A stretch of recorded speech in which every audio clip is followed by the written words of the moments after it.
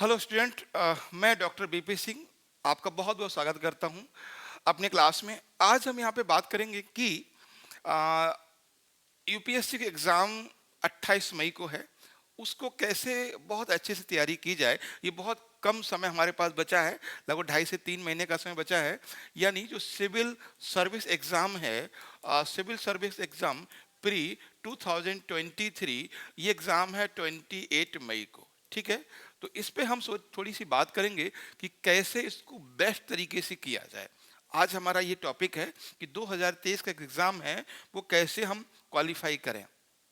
ठीक है, तो सबसे पहले मैं आपको बता दूं, सबसे पहले पॉइंट बाई पॉइंट बात फोकस कीजिए। सबसे पहले आपको इस समय स्टडी ओनली फॉर प्रीलिम्स। ठीक है, स्टडी ओनली फॉर प्रीलिम्स 2023। तो सबसे पहला चीज ये है कि आप 2023 के लिए ही तैयारी करें, सबसे पहली बात है। ठीक है, यानी केवल स्टडी फॉर 2023, यानी इस समय मैप की पढ़ाई, सॉरी, मेंस की तैयारी ना करें, सबसे पहला फंडा है। दूसरी बात कि दूसरा पॉइंट आप क्या करें। अब देखो, मैं बात कर रहा हूं कि कैसे आप यूपीएससी प्रीलिम्स क्वालिफाई कर सकते हो इस बार वाला। तो पहले मैंने बताया कि you first need to study only for the prelims 2023। इसमें आंसर राइटिंग नहीं करनी है, मेंस का ऑप्शनल आपको नहीं पढ़ना है, मेंस का जीएस नहीं पढ़ना है, बस पूरा का पूरा फोकस अब लगा दीजिए प्रीलिम्स के लिए। ठीक है, पहली बात। दूसरी चीज, आप जो सबसे बड़ी मिस्टेक करते हैं वो है सीसेट ऑल्सो फोकस्ड, है ना, फोकस्ड, यानी सीसेट को भी आप फोकस कीजिए। ध्यान दीजिएगा, लोग क्या करते हैं, सीसेट को भूल जाते हैं। तो 2 से 3 घंटे आप जो स्ट्रेटेजी आपने बनाई होगी अपनी, उसमें ये मान के चलिए 2 से 3 घंटे आप सीसेट को जरूर दीजिए, है ना। सीसेट आपको पता है कि 80 क्वेश्चन में आपको 27 क्वेश्चन करने होते हैं, मुझे मालूम है। 87 क्वेश्चन में, यानी 80 क्वेश्चन आते हैं, आपको 27 क्वेश्चन करने पड़ते हैं। लेकिन हमने पिछले दिनों देखा कि कई ऐसे स्टूडेंट्स हैं जो बेचारे मतलब नहीं पास कर पाए हैं सीसेट भी। अब मेरे एक स्टूडेंट हैं, बहुत सीनियर हैं, वो कह रहे थे कि हम 32 अटेम्प्ट करके आए हैं। अब आप सोचिए, 32 क्वेश्चन जो अटेम्प्ट करेगा, क्या पॉसिबिलिटी है उसके क्वेश्चन 27 सही होंगे? नहीं। तो मेरा कहने का मतलब है कि आपको प्रीलिम्स पास करना है तो सीसेट पे भी फोकस करना पड़ेगा। अगर आप सीनियर हैं, सीनियर इन द सेंस आपने एग्जाम दिया है 2 बार 3 बार 4 बार, तो आप जानते होंगे। लेकिन जो बच्चे अभी न्यू हैं, फर्स्ट टाइम एग्जाम देने जा रहे हैं, सेकेंड टाइम मतलब जा रहे हैं देने, तो उनको लगता है सीसेट तो क्या यार, पासिंग ही तो है। ये गलत फहमी मत पालिएगा। मैं बता रहा हूँ आपको, जो बच्चे नए हैं और उनको लगता है सी सेट यार पासिंग ही तो है, उसमें क्या दिक्कत है, तो ऐसा नहीं है।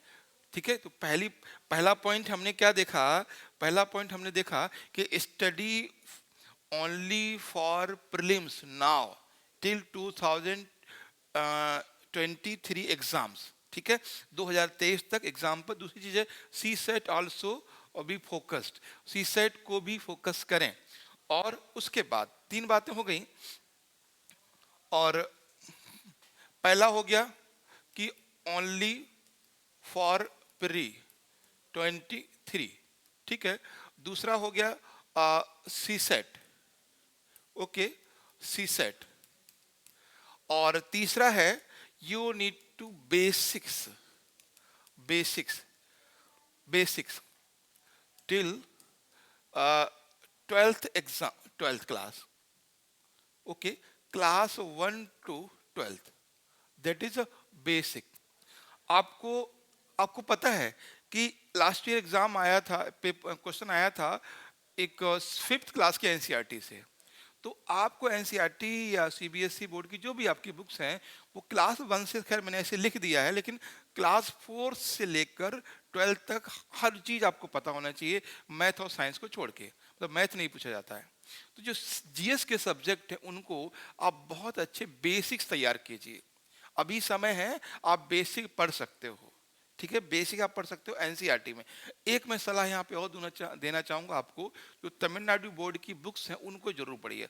अगर आपने उनको पढ़ लिया, सही से समझ लिया, तो रियली यू में qualify in prelims very very easily, बहुत आसानी से आप कर सकते हो।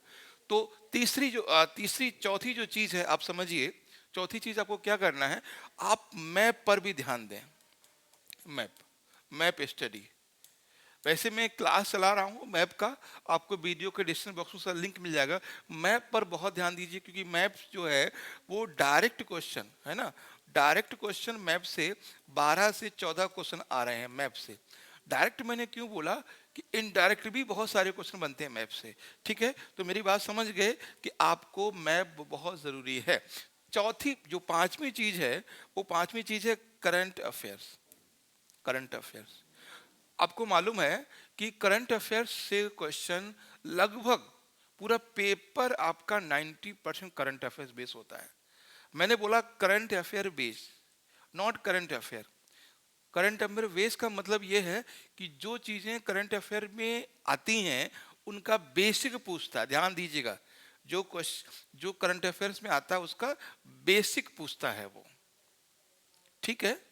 तो बेसिक पूछता है, करंट अफेयर्स बेस्ड बेसिक, है ना, बेस्ड बेसिक। जैसे मान लीजिए क्वेश्चन आया अभी अर्थक्वेक आया टर्की में, ठीक है, टर्की में अर्थक्वेक आया तो क्वेश्चन अर्थक्वेक से पूछ सकता है, क्वेश्चन एपिसेंटर से पूछ सकता है, क्वेश्चन रिक्टर से पूछ सकता है, क्वेश्चन इंडियन माउंटेन रीजन से पूछ सकता है।